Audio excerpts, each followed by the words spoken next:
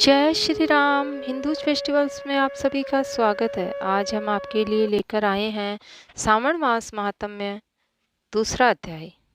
ईश्वर सनत कुमार बोले, हे महाभाग, आपने सत्य बात कही है। हे ब्रह्मपुत्र, आप विनम्र, गुणी, श्रद्धालु तथा भक्ति संपन्न श्रोता है। हे अनाथ, आपने श्रावण मास के विषय में विनम्रता पूर्वक जो पूछा है उसे तथा जो नहीं भी पूछा है वह सब अत्यंत हर्ष तथा प्रेम के साथ मैं आपको बताऊंगा। द्वेष न करने वाला सबका प्रिय होता है और आप उसी प्रकार के विनम्र हैं, क्योंकि मैंने आपके अभिमानी पिता ब्रह्मा का 5वां मस्तक काट दिया था, तो भी आप उस द्वेष भाव का त्याग कर मेरी शरण को प्राप्त हुए। अतः हे तात, मैं आपको संपूर्ण वृत्तांत सुनाऊंगा, आप ध्यानपूर्वक सुने।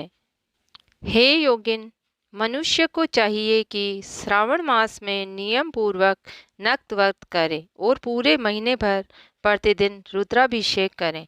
अपनी प्रत्येक प्रिय वस्तु का इस मास में त्याग कर देना चाहिए। पुष्पों, फलों, दांतों, तुलसी की मंजरी तथा तुलसी दलों और बील पत्रों से शिवजी की लक्ष्य पूजा करनी चाहिए।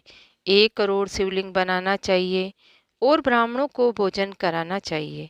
महीने भर धारण, पारण, व्रत तथा उपवास करना चाहिए।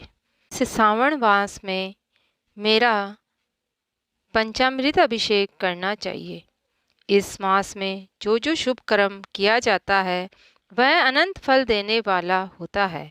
हे मुने, इस माह में भूमि पर शयन करें, ब्रह्मचारी रहें और सत्य वचन बोले। इस मास को बिना व्रत के कभी व्यतीत नहीं करना चाहिए। फलाहार तथा हविष्य ग्रहण करना चाहिए। पत्ते पर भोजन करना चाहिए। व्रत करने वाले को चाहिए कि इस मास में शाक का पूर्ण रूप से परित्याग कर दे। हे मुनिश्रेष्ठ, इस मास में भक्ति युक्त होकर मनुष्य को किसी न किसी व्रत को अवश्य ही करना चाहिए। सदाचार प्रायण, भूमि पर शयन करने वाला, प्रातः स्नान करने वाला और जितेंद्रिय होकर मनुष्य को एकाग्र किए गए मन से प्रतिदिन मेरी पूजा आराधना करनी चाहिए। इस मास में किया गया पुण्य संचरण मंत्र निश्चित रूप से सिद्धि करने वाला होता है। इस मास में शिव के षडाक्षर मंत्र का जप अथवा गायत्री मंत्र का जप करना चाहिए और शिवजी की प्रदक्षिणा, नमस्कार तथा वेद पारायण करना चाहिए। पुरुष सूक्त का पाठ अधिक फल देने वाला होता है। इस मास में किया गया ग्रह यज्ञ, कोटि होम, लक्ष्य होम तथा अयुक्त होम शीघ्र ही फलीभूत होता है और अभिष्ट फल प्रदान करता है। जो मनुष्य इस श्रावण मास में एक भी दिन व्रतहीन व्यतीत करता है वह महाप्रलय पर्यंत घोर नरक में वास करता है। यह मास मुझे जितना प्रिय है उतना कोई अन्य मास प्रिय नहीं है। यह मास सकाम व्यक्ति को अभिष्ट फल देने वाला तथा निष्काम व्यक्ति को मोक्ष प्रदान करने वाला है। हे सतम, इस मास में जो व्रत तथा धर्म है उन्हें मुझसे सुनिए। रविवार को सूर्य व्रत तथा सोमवार को मेरी पूजा व नक्त भोजन करना चाहिए। श्रावण मास के पहले सोमवार से आरंभ करके 3.5 महीने का रोटक नामक व्रत किया जाता है। यह व्रत सभी वांछित फल प्रदान करने वाला है। मंगलवार को मंगल गौरी का व्रत, बुधवार व बृहस्पतिवार के दिन इन दोनों वारों का व्रत, शुक्रवार को जीवंतिका व्रत और शनिवार को हनुमान तथा नरसिंह भगवान का व्रत करना चाहिए। हे मुने, अब तिथियों में किए जाने वाले व्रतों का श्रवण करें। श्रवण के शुक्ल पक्ष की द्वितीय तिथि को औदुंबर नामक व्रत होता है। सावन के शुक्ल पक्ष की तृतीय तिथि को गौरी व्रत होता है। इसी प्रकार शुक्ल की चतुर्थी तिथि को दुर्वा गणपति नामक व्रत किया जाता है। हे मुने, उस चतुर्थी का व्रत दूसरा नामक विनायकी चतुर्थी भी है। शुक्ल पक्ष में पंचमी तिथि नाग पंचमी के नाम से इस संसार में विख्यात है। इस दिन नागों की पूजा की जाती है। हे मुनि श्रेष्ठ, इस पंचमी को रौरव कल्पादि नाम से जानिए। सृष्टि तिथि को सुपोदन व्रत तथा सप्तमी तिथि को शीतला व्रत होता है। अष्टमी अथवा चतुर्दशी तिथि को देवी का पवित्रारोपण व्रत होता है। इस माह के शुक्ल तथा कृष्ण पक्ष की दोनों नवमी तिथियों को नक्त वक्त करना बताया गया है। शुक्ल पक्ष की 10वीं तिथि को आशा नामक व्रत होता है। इस मास में दोनों पक्षों में दोनों एकादशी तिथियों को इस व्रत की कुछ और विशेषताएं मानी गई है। श्रावण मास में शुक्ल पक्ष की द्वादशी तिथि को श्री विष्णु का पवित्रारोपण व्रत बताया गया है।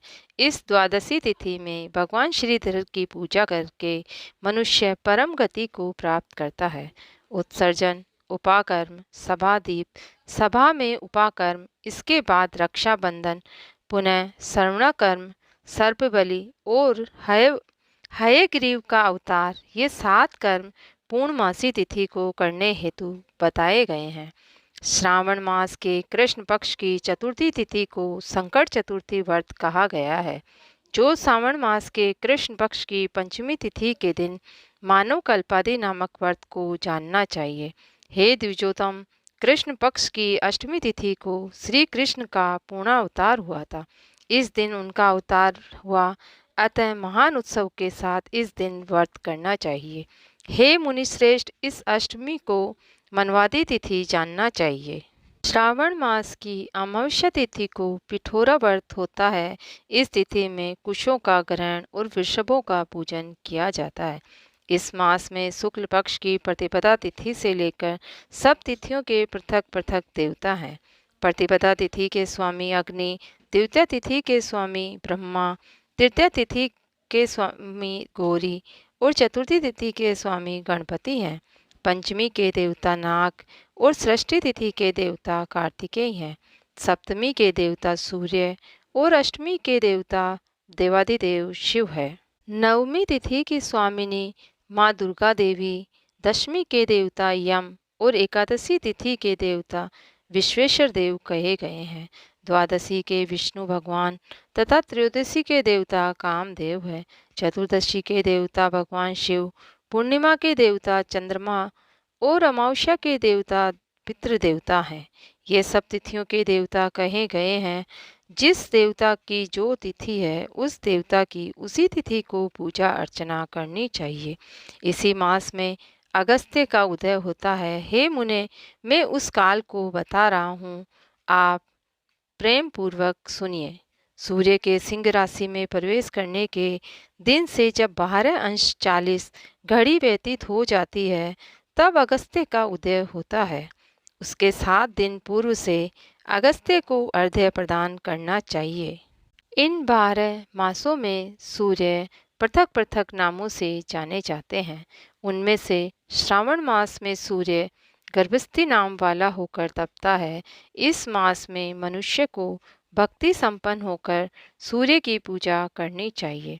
हे सतम, 4 मासों में जो वस्तुएं वर्जित है, उसे सुनिए। श्रावण मास में शाक तथा भाद्रपद मास में दही वर्जित माना गया है। इसी प्रकार आश्विन मास में दूध तथा कार्तिक मास में दाल का सेवन नहीं करना चाहिए। यदि इन मासों में इन वस्तुओं का त्याग नहीं कर सकें, तो केवल श्रावण मास में ही उक्त वस्तुओं का त्याग करने से मानव उसी फल को प्राप्त कर लेता है। हे मानद, यह बात मैंने आपसे संक्षेप में कही है। हे मुनिश्रेष्ठ, इस मास के व्रतों और धर्मों के विस्तार को सैकड़ों वर्षों में भी कोई नहीं कर सकता है। मेरी और श्री विष्णु की प्रसन्नता के लिए संपूर्ण रूप से व्रत करना चाहिए। परमार्थ की दृष्टि से हम दोनों में भेद नहीं है। जो लोग भेद करते हैं, वे नरकगामी होते हैं। अतः हे सनत कुमार, आप श्रावण मास में धर्म का आचरण कीजिए।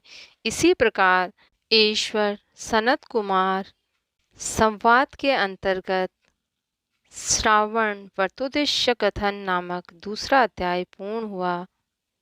जय श्री राम।